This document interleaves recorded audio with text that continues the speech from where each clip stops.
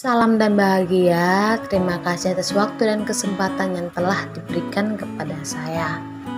Nah, baik, di sini saya ingin menganalisis secara fundamental sebuah perusahaan terbuka, yaitu PT Metrodata Elektronik, atau yang biasa dalam bursa efeknya dikenal dengan nama MTDL. Perusahaan ini listingnya itu pada tanggal 9 April 1990 dengan efektivitas tanggalnya itu pada tanggal 14 Februari 1990 dengan nominal IPO shares yang dikeluarkan sebesar 1,47 M. Shareholder composition-nya di sini pengendali utama dari PT ini atau perusahaan ini yaitu PT Ciputra Corpora sebagai pengendali utamanya dengan kepemilikan saham terbesar yaitu Chandra Ciputra MBA.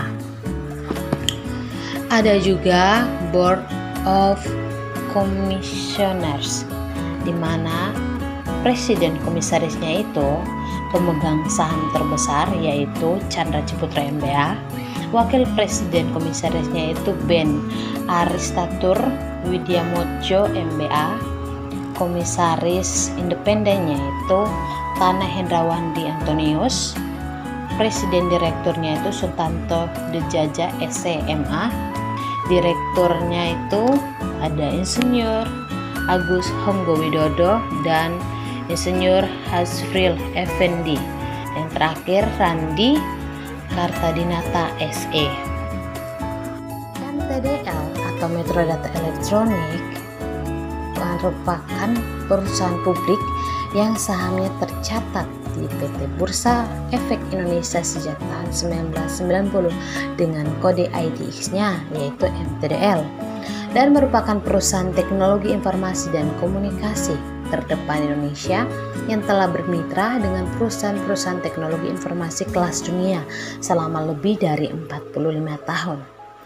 Perseroan dikenal memiliki portofolio yang komprehensif dalam bidang distribusi perangkat keras dan perangkat lunak teknologi informasi. Perseroan pada saat ini memiliki 3 bisnis utama, yaitu bisnis distribusi yang menangani bidang usaha distribusi kepada dealer, perusahaan solusi teknologi informasi, dan e-commerce. Bisnis solusi yang menyediakan solusi lengkap teknologi informasi mulai dari perancangan, implementasi, informasi teknologi, manajer service, konsultasi dan pelatihan, bisnis konsultasi yang menawarkan solusi bisnis inovatif untuk informasi bisnis. Perseroan menawarkan platform bisnis digital, layanan komputasi awam, big data dan analistik, aplikasi bisnis, infrastruktur teknologi informasi hibrid, pengaman teknologi informasi, dan banyak teknologi baru lainnya, termasuk ekosistem Internet of Things atau IoT dan kecerdasan buatan atau AI. Untuk membantu pelanggannya beradaptasi dan bertransformasi di dunia digital.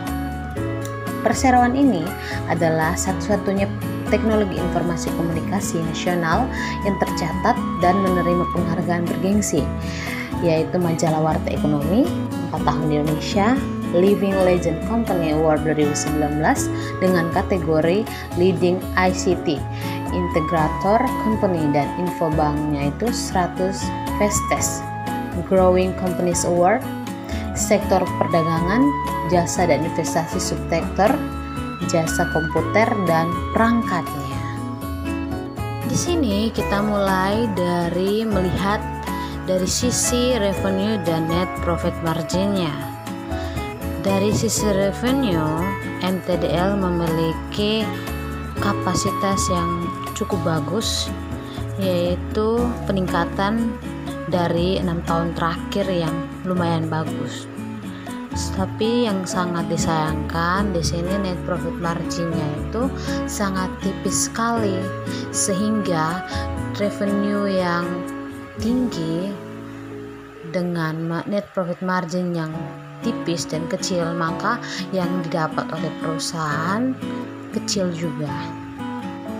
Yang berikutnya yaitu kita lihat dari sisi earning per share-nya. Di sini dari tahun ke tahun mengalami peningkatan. Hal tersebut membuktikan bahwa laba bersihnya juga mengalami peningkatan dari tahun ke tahun. Sehingga bisa dibilang bahwa kinerja cukup baik karena ada pertumbuhan di sana. Di sini MTDL juga membagi dividen secara rutin. Nah, bisa dilihat di akhir buku tahun 2020 mereka membagi dividen sebesar Rp33 per lembar saham. Hal ini membuat MTDL cukup menarik karena di sini mereka juga membagi dividen. Nah, dilihat dari sisi valuasinya, price earning rasionya itu 11 kali. Sedangkan price book value ratio-nya itu sebesar 1,72 kali.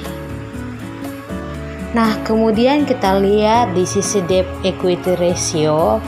Nah, di situ memang liabilitasnya itu di atas ekuitas yang mereka punya.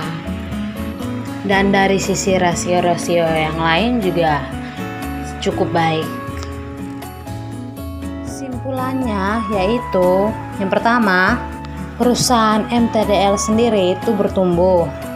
Yang kedua, dari sisi dividennya juga cukup oke dan bagus.